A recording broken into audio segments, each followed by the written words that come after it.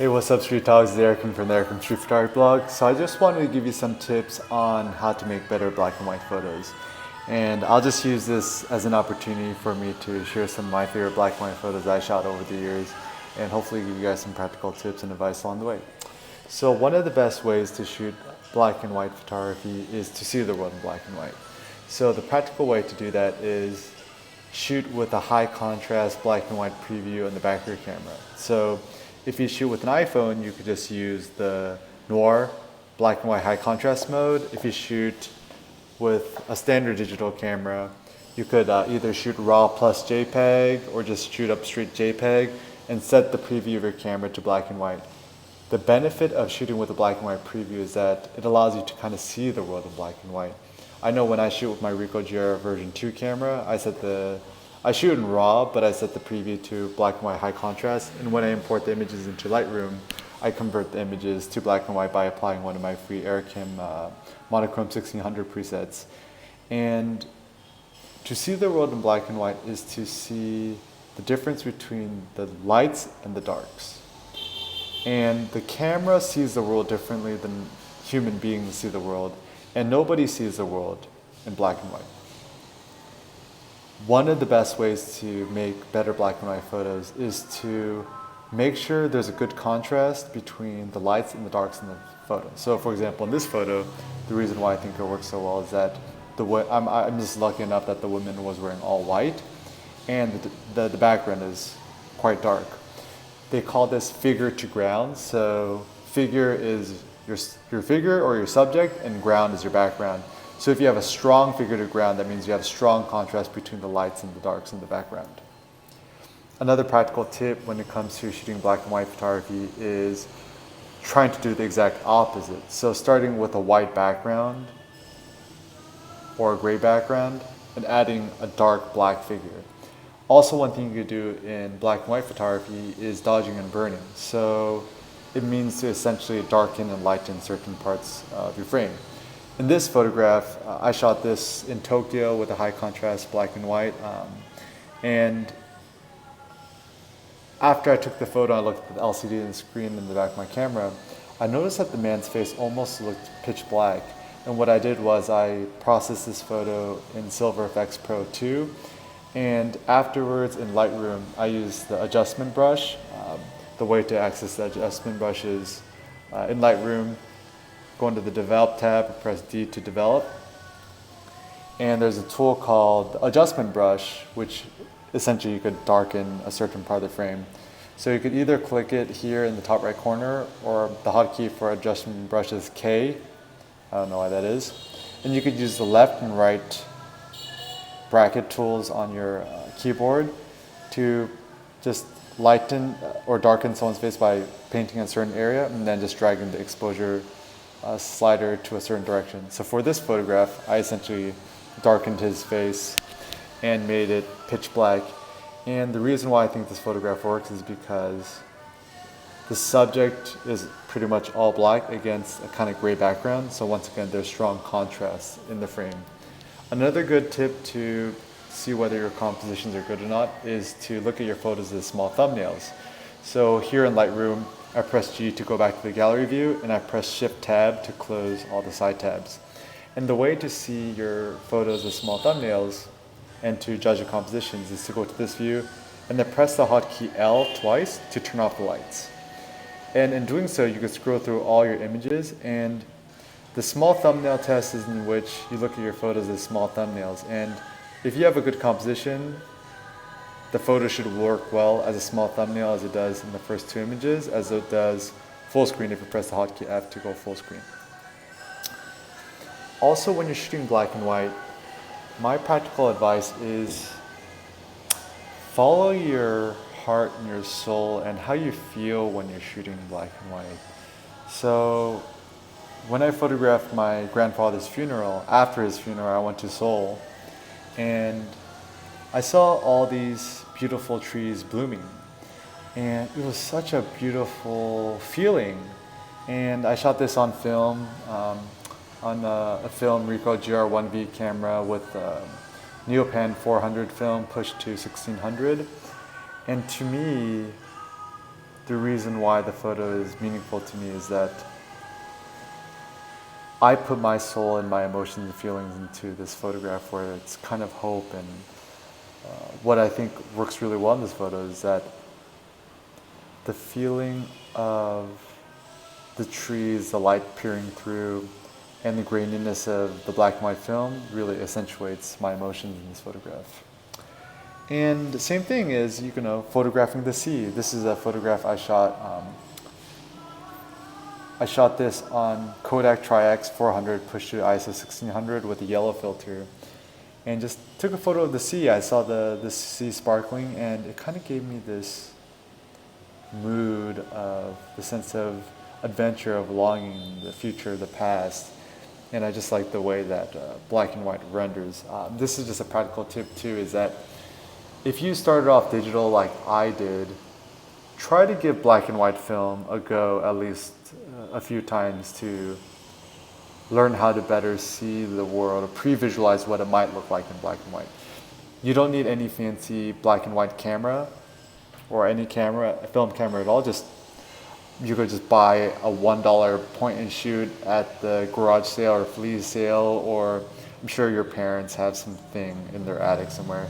So I'd recommend Ilford HP5 is quite good, or Tri-X, Kodak Tri-X 400.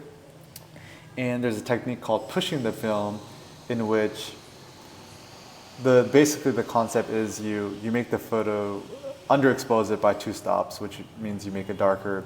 And when you get it developed at the lab, you tell them to push it 2 stops to 1600, because from ISO 400 to ISO 800, that's 1 stop, then ISO 800 to ISO 1600, that's the 2nd stop. And the good effect of pushing your black and white film is that it adds more grain, more contrast, and to me, more emotion and soul to your photos. Another tip is, if you want to make better photos in black and white, try to capture movement and curves. So for this photo, I was eating dinner with Cindy, and there was a spotlight in front of her. And I shot this on my Ricoh GR2 camera. And I shot at ISO 3200, I think, P mode.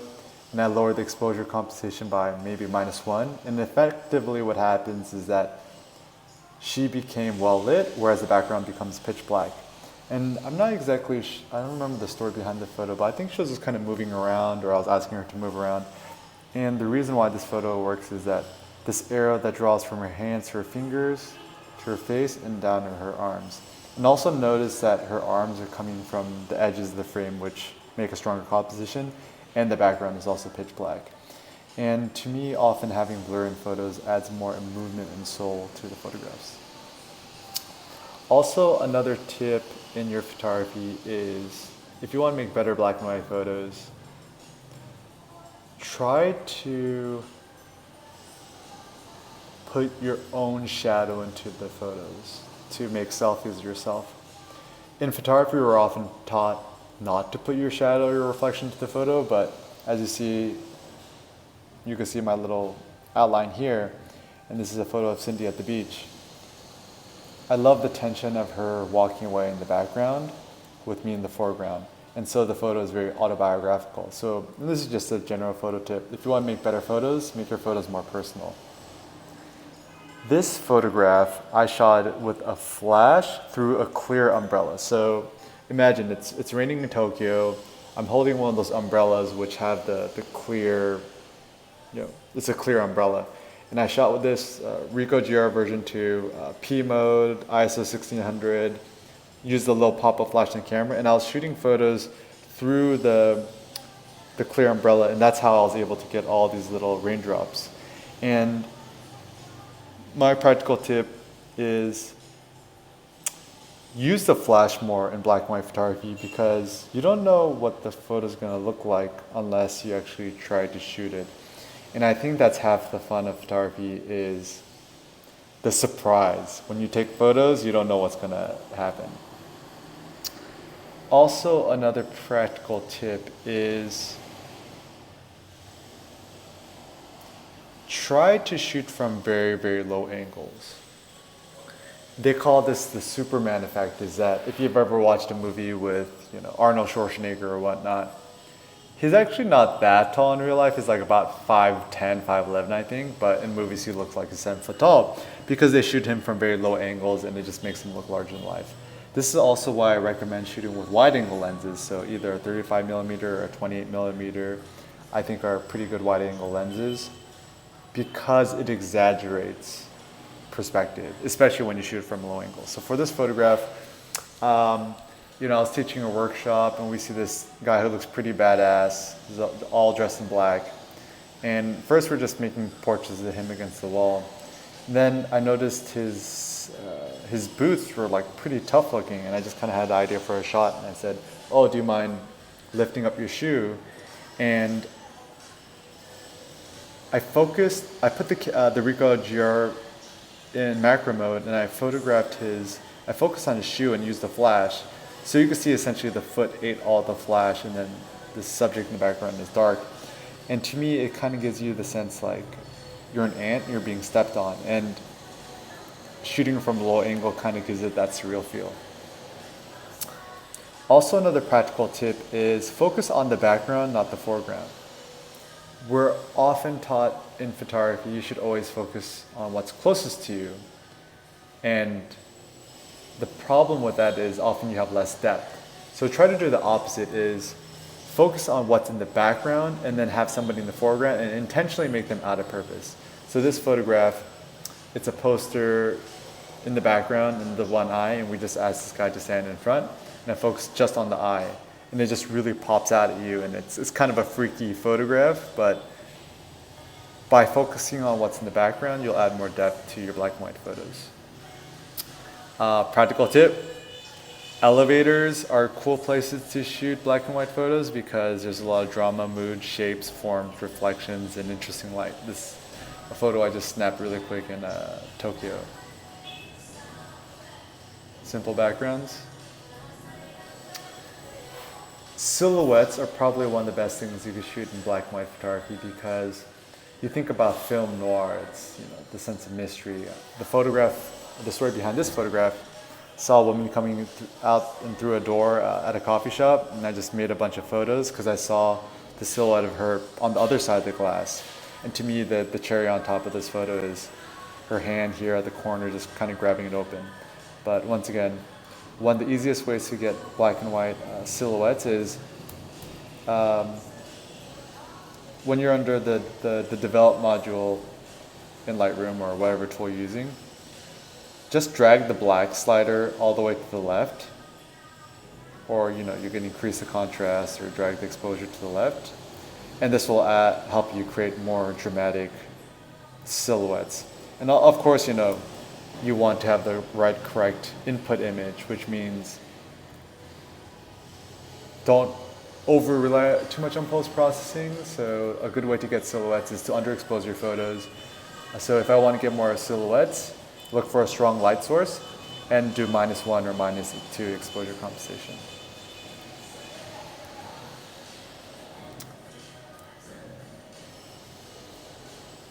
This is another photograph I shot here in Hanoi. And another practical tip is make sure that there's good separation between the subject and the background. So what I think makes this photo strong is obviously kind of the silhouette of his face, his lips, his eyelash, but more so the separation between the top of the frame and his head. So you see a little bit of that white space is so key. And the way I was able to get these little flowers all lit up is, even though I shot this in the middle of the day, I shot this with a flash. And I'm not exactly sure what technical settings I used. Oh, I guess the ISO is pretty low. I might have shot this with auto ISO. I'm not quite sure why, but yeah, it looks like I definitely shot in P mode, so it automatically used this 1/750th of a second shutter speed, which is with a flash, which is only possible with cameras with leaf shutters.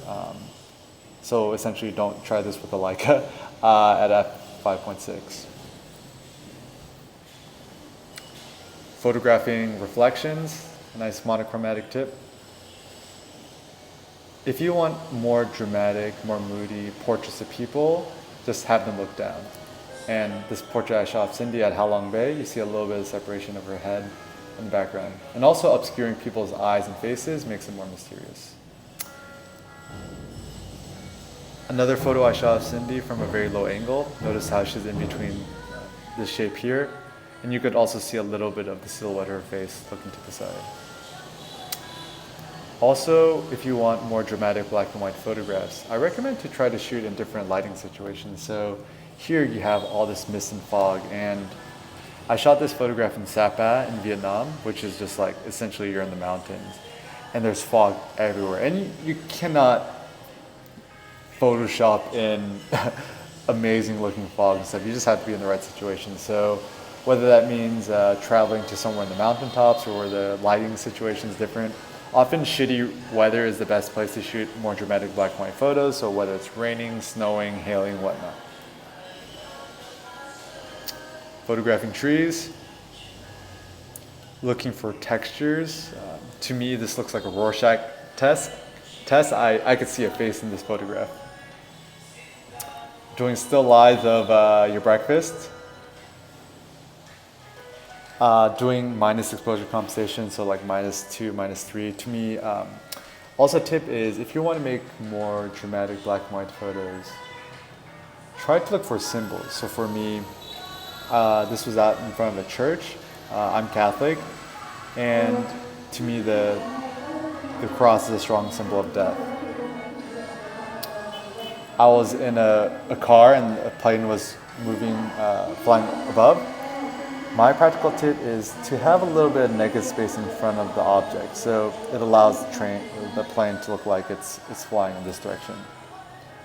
Looking for simple shapes, so circles. This is just a bicycle hub that's on the ground. Simple, clean white background, photograph trees reaching to the heavens. Another tip is if you're going to shoot trees or other objects, tilt your camera, they call it Dutch angle, and try to get the edge coming out from the corner. And you can see how it just spreads out as a diagonal composition. Silhouettes, shoot at nighttime, shoot ISO 3200, and get strong light sources and just wait for the right people to come into the frame to make nice dramatic looking images. Looks like a still from a movie. Open-ended. When you look at this photo, what does it look like? Some people have looked at this photo and it's like, oh, it looks like some sort of like mysterious devil face kind of coming at you. This was a photo of a water buffalo in Sapa. I think I literally took 120 photos of the scene. And this photograph was shot in Ricoh GR. And the camera, I was like pretty much in front of the water buffalo and held the camera really low. And the cherry on top is, I didn't even see this when I was shooting it, but this little kid in the background running towards me. So to me, it's a very surreal photo. And also what makes the photo is the fact that there's this tiny bit of white space in between the horn and the edge of the frame. If there wasn't this white space, I don't think the photo would have worked. Looking for abstract things on the ground. Photographing your morning routine. So as I'm recording this, is like 2017, me and Cindy are living in Hanoi. And this is just her walking down the steps and saw this nice scene. And as she's walking down, I just snapped 2 photos and quite like the drama in this photo. Another tip, if you see nice leading lines anywhere and you have a patient enough subject, ask them to just stand there. And the critical thing is to have a little bit of white space around the silhouette of your subject. So the practical thing is when you're shooting black and white, look at the background more than you look at the subject. Also ask your subject to look up, look down, look left, look right. This photograph, I'm photographing Cindy in the elevator, and I just loved all these little lights. And because she was looking up, you can see this beautiful catch light in her face. If she's just looking straight ahead or down, you're not going to get the same effect. Looking for patterns on the ground. Small details like this little bug just outside my apartment door. Abstract shapes on the ground. When you're just walking in the streets and you see strong light, do -1, -2 exposure compensation, and just try to photograph abstracts. Shoot from very unusually low angles. This is a lamp. And having a little bit separation between like the circle here and the light here. Photographing objects through different textures. So this is a photo of the Lotte building in Hanoi. It's like some 70-foot skyscraper, and I photographed this through like kind of the, you know, if you're looking outside the window and there's that kind of like mosquito net. Photographing trees, and once again, if you want to make stronger compositions, try to get the diagonals coming out from the edges of the frame.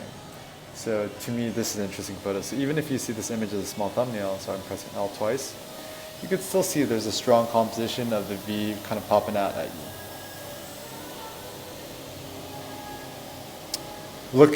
Looking up, so looking up using with the flash, yeah, I've actually been really into shooting nature more, and trying to find nice composition in nature, I think is a good skill to practice in street photography as well. Just normal, everyday stuff, someone hanging the clothes. The big tip in photography in general, don't just look ahead, look up and look down. That's often where you see lots of interesting things. Shoot from very low angles looking up, and if you're photographing shapes like circles, try to get the whole shape here. And yeah, so that's it. So those are some basic black and white photography tips. If I could just sum it up, tip number 1, start with a simple background. So whether that just be a simple white background or a black background, and then figure out ways to add the subject afterwards. Tip 2, if you want to add more depth and mystery to your photograph, is to put your focus on what's in the background and put somebody in the foreground and make them intentionally out of focus. And probably the last tip I would give you is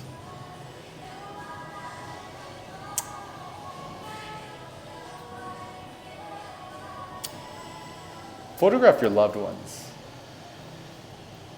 Your loved ones are probably the best subject you could have. So that could be your roommate, that could be your kid, that could be your partner, coworkers, whatnot.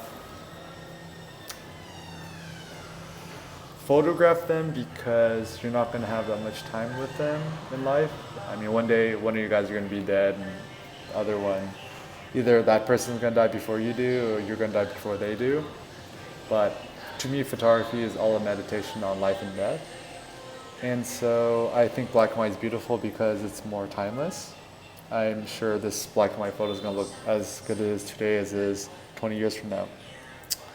And yeah, so photograph your loved ones and just keep the photo simple and see your images as small thumbnails. So yeah, those are some simple black and white tips. Okay. If you guys want to learn more about shooting black and white, I recommend just going on my blog, erickinphotography.com/blog/monochrome. So erickinphotography.com/blog/monochrome, and you can see all these hopefully useful articles on how to make better black and white photos.